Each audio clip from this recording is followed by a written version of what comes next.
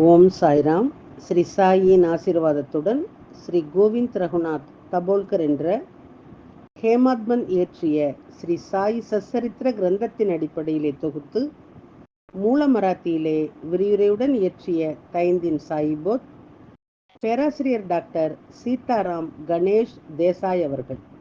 இந்த நூலின் தமிழ் மொழிபெயர்ப்பு ஸ்ரீ சாயின் தினசரி ஞான போதனை தொகுத்து வழங்குபவர் டி.ஆர். மாதவன் அவர்கள். பிரார்த்தனை. சமர்த்த சாயி, இச்சிறு மந்திரம் புனிதமான ஜெயமருளும் மந்திரம். இது இனிய பக்த பாவ மோக்ஷ சூத்திரம். அவரது புனித வாழ்க்கை வரலாறு மதுரம். சாய்நாதர் கடவுள் பக்தியுள்ளவர், தர்மத்தை பின்பற்றும் பிரபஞ்ச பாலகர். இப்போது இவர் வாழ்க்கை வரலாற்றை பாடுங்கள். மன அமைதியை பேணுங்கள். ஈஸ்வர் அல்லாஹ் ஒருவரே கூறுவார், கடவுளில் வேறுபாடு இல்லை என்பார். சாய்ராம் உங்கள் அன்பான சொற்கள், பக்தியும் மரியாதையும் அருளும் வார்த்தைகள். ஓம் ஸ்ரீ சாய்ராம். ஸ்ரீ சச்சிதானந்த சத்குரு சாய்நாத் மகாராஜ் கி ஜெய்.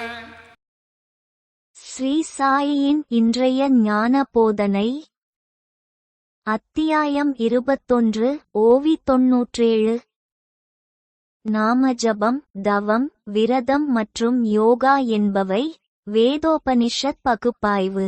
ஆன்மீக அறிவின் எதிர்க்கும் பிரதிநிதித்துவம். பக்தி இல்லாமல் அவன் பயனற்றவன். விளக்கம்.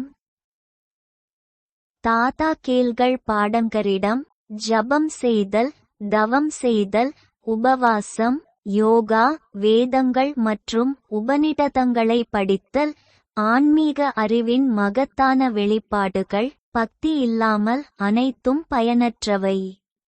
வேதங்களின் சொற்பிறப்பியல் தேவையில்லை, கற்றவர்களின் புகழும் தேவையில்லை, துதிப்பாடல்களின் வறண்ட அன்பும் தேவையில்லை.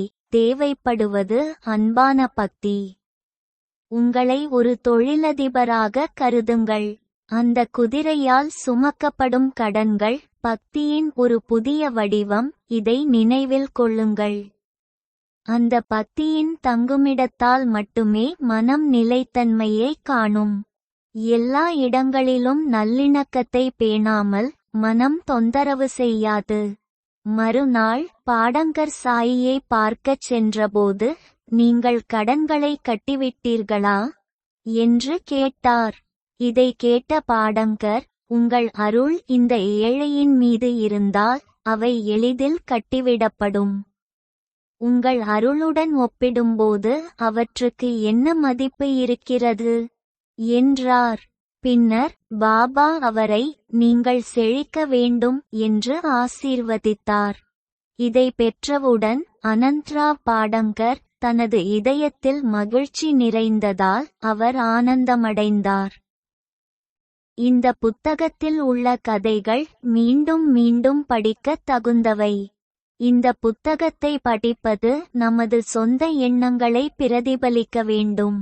ஸ்ரீ பாபாவின் அருளை பெறுவது எளிதானதும் அல்ல, கடினமானதும் அல்ல. ஆனால் இதுபோன்ற கதைகள் உண்மையான பக்தியுடன் வரும் நமது சொந்த ஆசைகளின் சிரமங்களை குறைக்க உதவுகின்றன. ஹேமாத்மன் இதே போன்ற மற்றொரு கதையை சொல்கிறார். இந்த கதையை கேட்பது பாபாவின் ஆழ்ந்த நுண்ணறிவையும் சரியான பாதைக்கு அவர் காட்டிய முன்மாதிரியான வழிகாட்டியையும் வெளிப்படுத்தும். ஒருமுறை ஒரு வழக்கறிஞர் ஷீர்டிக்கு வந்தார். வந்தவுடன் அவர் மசூதிக்குச் சென்றார்.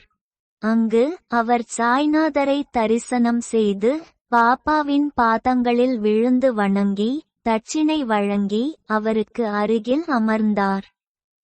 சாய்பாபாவின் உரையாடல் நடந்து கொண்டிருந்தது.